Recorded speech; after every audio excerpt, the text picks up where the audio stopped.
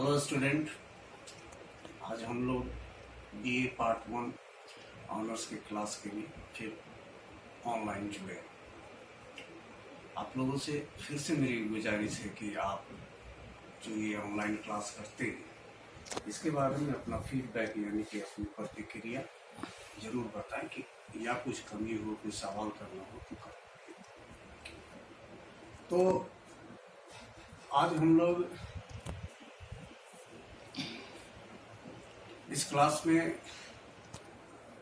रूसी संघ का व्यवस्थापिका यानी कि लेजिस्लेटर के बारे में जानने की कोशिश करेंगे। व्यवस्थापिका यानी कि वहाँ की संसद को कहा जाता है, मतलब व्यवस्थापिका विधायिका को कहा जाता है।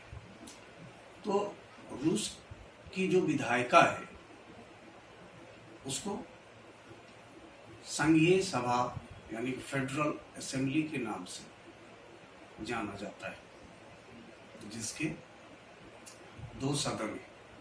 उच्च सदन है संघीय परिषद यानी फेडरल काउंसिल, और दूसरा है निम्न सदन है जिसको ड्यूमा कहा जाता है। तो आज हम लोग रूसी संघ की व्यवस्थापिका के अंतर्गत उसकी उच्च सदन संघीय परिषद के बारे में जानने की कोशिश करेंगे। तो क्या है कि रूसी संघ की संघीय परिषद का संरचना एवं कार्य, composition and function of federal council of the Russia. 1993 यानी कि 1993 में रूसी संविधान ने रूस की विधायिका शक्तियां, वहां की संसद जिसे संघीय सभा फेडरल असेंबली के नाम से जाना जाता है, उसमें समाहित की है यानी कि उसमें शामिल की है, उसमें मौजूद है। रूस की संसद संघीय सभा द्विसदनात्मक है यानी कि दो सदनों वाला सदन है। जैसे हमारे यहाँ भी दो सदन में लोकसभा और राज्यसभा कहलाता है, जिसके उच्च सदन को संघीय परिषद फेडरल काउंसिल तथा निम्न सदन को ड्यूमा कहा जाता है। संघीय परिषद में इकाइयों यानी कि राज्यों का प्रतिनिधित्व होता है। जैसे हमारे यहाँ राज्यसभा में प्रतिनिधित्व होता है राज्यों का, तथा समानता के आधार पर हर इकाई यानी कि हर राज्य को दो सदस्यों का मनोनयन या चयन होता है। अब बात करते हैं हम लोग संघीय परिषद की रचना यानी कि कंपोजिशन। 1993 ईस्वी के संविधान द्वारा संघीय परिषद की संरचना के बारे में जो व्यवस्था की गई थी, प्रोविजन या प्रावधान की गई थी, उनमें कई कमियां थी यानी कई दोष थे। ऐसी स्थिति में संघीय परिषद की संगठन के बारे में अगस्त 2000 ईस्वी में एक नया कानून स्वीकार किया गया, जिसे रूसी संघ की संघीय सभा व संघीय परिषद के गठन की प्रक्रिया पर संघीय कानून यानी कि federal law on the procedure of formation of the council of federation of the federal assembly of the Russia federation कहा जाता है। यानी कि इसको जो गठन की जो प्रक्रिया है उसको रूसी संघ की संघीय सभा एवं संघीय परिषद के कानून की गठन की प्रक्रिया पर संघीय कानून कहा जाता है। इस अधिनियम के लागू होने के बाद अब संघीय परिषद के गठन में जो प्रावधान किए गए हैं उनमें से कुछ निम्नलिखित, कुछ जो प्रावधान है उसको 1 2 3 4 करके हम लोग देखेंगे कि क्या क्या किया गया।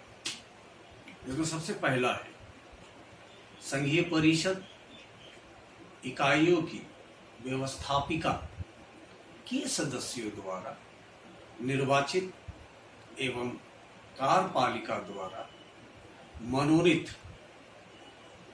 सदस्यों द्वारा निर्मित होगी। कहने का मतलब ये है कि या तो व्यवस्था मतलब वहाँ की राज्यों के विधानमंडल के जो सदस्य के द्वारा सदस्य चुने जाते हैं या फिर कार्यपालिका के द्वारा मुआयने की नियुक्ति के जरिए वो भरी जाती है। और ये हमारे यहाँ भी होता है, कुछ सीट राज्यसभा के राज्यों के विधानमंडल के जरिए और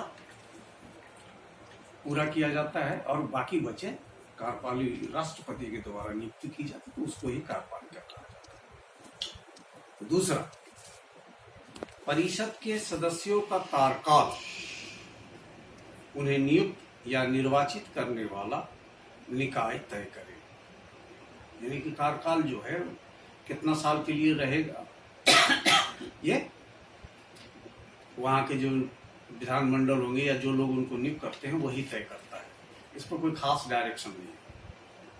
जैसे हमारे यहाँ राज्यसभा के सदस्यों की कार्यकाल 6 साल होता है, वैसा वहाँ नहीं। तीसरा, राज्य विधायिका द्वारा नियुक्त सदस्यों के लिए अनिवार्य है कि यानी कि जरूरी है कि राज्य विधायिका के सभापति द्वारा उसका नाम प्रस्तावित किए जाएं। जहां 2 सदन है वहां दोनों सभापति संयुक्त प्रस्ताव रखेंगे। विधानसभा और विधान परिषद हमारे यहाँ तो उसी तरह यहाँ भी जहां 2 सदन होंगे दोनों को सभापतियों को करना जरूरी है। विधायिका के सदस्य गुप्त मतदान द्वारा उस पर निर्णय देंगे एवं विधायिका उस पर संकल्प पास कर निश्चित करेगी। यानी कि गुप्त मतदान के द्वारा जो निर्वाचित होंगे उसको संकल्प के तौर पर मतलब पेश किया जाएगा कि हाँ भाई अब ये लोग निर्वाचित हुए या उसको निश्चित करें। चौथा, विधायिका के 1/3 सदस्यों का समूह वैकल्पिक उम्मीदवार के रूप में किसी अन्य का नाम प्रस्तावित कर सकता है। जैसे हम लोग आगे देखें कि सभापति ही उसके नाम की प्रस्तावना करेगा, लेकिन 1/3 लोग 1/3 कुल का सदस्य चाहे तो अन्य नामों की भी प्रस्ताव कर सकता है। 5वां, कार्यपालिका द्वारा मनोनीत सदस्यों के लिए जरूरी है कि संबंधित इकाई यानी कि जिस राज्य से वो संबंध रखता है कि कार्यपालिका उसके मनोनयन का आदेश जारी करे। ऐसा आदेश उस इकाई की व्यवस्थापिका को 3 दिन के भीतर भेजना आवश्यक है। यानी कि ऐसा अगर कोई आदेश जब पारित होता है तो वहाँ की व्यवस्थापिका को 3 दिन के भीतर वो उसको भेजना जरूरी होता है। 6, ये आदेश तभी प्रभाव में आ सकते हैं जबकि इससे संबंधित इकाई की व्यवस्थापिका ऐसे संकल्प को 2/3 बहुमत से अपने चालू सत्र या विशेष सत्र में पारित कर दे। यानी कि ये तरह का आदेश जो होंगे वो प्रभाव में यानी कि लागू तभी होगा जब इससे संबंधित इकाई का व्यवस्थापिका यानी कि वहां के राज्य के जो विधानमंडल होंगे वो 3 दिन क्या बोलते हैं उसको 2/3 बहुमत से अपने चालू सत्र या विशेष सत्र बुला के उसको पारित कर दे। इस प्रकार आज के समय में संघीय परिषद के सदस्यों के निर्वाचन या मनोनयन में जनप्रतिनिधियों की भागीदारी को सुनिश्चित कर दिया गया है। मतलब जनप्रतिनिधियों के द्वारा भी ये चुने जाते हैं। संघीय परिषद की कंपोजिशन या संगठन या रचना की प्रक्रिया। अब हम लोग बात करेंगे सदस्यों की योग्यता के बारे में, यानी क्वालिफिकेशन की क्या होनी चाहिए। सन 2000 ईस्वी में पारित अधिनियम में, अधिनियम कहते हैं कानून को, नियम को, यह प्रावधान किया गया है कि रूसी संघ का कोई भी नागरिक जो 30 वर्ष की आयु पूरी कर चुका हो और जिसे निर्वाचित होने का अधिकार प्राप्त हो, यानी किसी तरह में कोई उस पर कोई केस वेस या कोई झंझट नहीं, वह संघीय परिषद का सदस्य के रूप में निर्वाचित हो सकता है। तो ये था उसकी क्वालिफिकेशन। अब हम लोग बात करते हैं उसकी बैठक और स्थान। संघीय परिषद एक अस्थायी निकाय है, यानी कि फिर तय है, वो भंग नहीं होता। इसकी बैठक इसकी सुविधा अनुसार कभी भी हो सकती है, यानी कि जरूरत के हिसाब से कभी भी हो सकती है, लेकिन महीने में कम से कम 2 बार होनी आवश्यक है।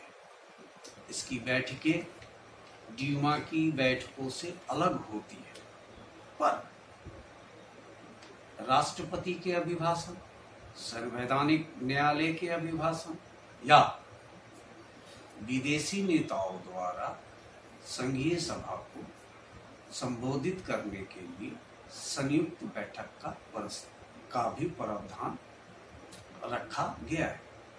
तो ये थी इसकी बैठक और स्थान के बारे में, मतलब कहीं भी हो सकता है। तो इसे कहने का मतलब ये है कि हमारे यहाँ भी इस तरह की परिस्थितियों में संयुक्त बैठक भी होते। तो ये था उसकी बैठक के बारे में, मतलब कब कब वो सत्र चलता है। अब इसके बाद क्या है, गणपूर्ति यानी कि कोर। संघीय परिषद के किसी सत्र के वैधानिक रूप से चलने के लिए गणपूर्ति यानी सदस्यों की आवश्यकता, कुल सदस्यों का साधारण बहुमत होना आवश्यक है। आमतौर पर ऐसे साधारण बहुमत से उसकी काम चलता है या सत्र चलता है। कानूनों तथा संकल्पों को स्वीकार करने के लिए साधारण बहुमत की आवश्यकता होती है, मगर किसी विधेयक पर राष्ट्रपति ने वीटो लगा दिया हो, वीटो एक विशेषाधिकार होता है, निषेधाधिकार किसी तरह के प्रस्ताव के खिलाफ लगाया जाता है, वो अमेरिकी राष्ट्रपति और रूस के राष्ट्रपति जैसे लोगों के पास होता है, लागू कर दिया हो और संघीय परिषद पुनः यानी फिर उसे पारित करना चाहे, तो उसे उस विधेयक को पारित करने के लिए 2/3 बहुमत की जरूरत होती है। राष्ट्रपति पर महाभियोग संबंधित प्रस्ताव पर भी 2/3 बहुमत की आवश्यकता होती है। संघीय संवैधानिक कानूनों में परिवर्तन करने के लिए उसे 3/4 बहुमत की आवश्यकता होती है। संघीय परिषद के समान मुद्दों को सुलझाने के लिए साधारण बहुमत की जरूरत होती है, यानी कि वो फोरम उसका जो है, यानी गणपूर्ति की कब तक वो सत्र चलेगा, वो परिस्थितियों के ऊपर है कि विषयों के ऊपर निर्भर करता है कि किस किस समय में कौन सा होता है। अब उसकी बात करते हैं हम लोग उसकी सभापति और पदाधिकारी के बारे में। संघीय परिषद सदन के कार्यों तथा सत्रों को संचालित कराने के लिए एक सभापति, प्रथम उपसभापति तथा उपसभापति का निर्वाचन करती है। यह निर्वाचन संघीय परिषद के सदस्यों में से ही होता है। पदाधिकारियों को कुछ अतिरिक्त विशेषाधिकार भी प्राप्त है। सभापति तथा उसके उपसभापति सुविधा अनुसार संघीय परिषद के सदस्यों की अध्यक्षता करते हैं। तो ये थी उसकी संरचना के बारे में। अभी इसके कार्य अधिकार अगले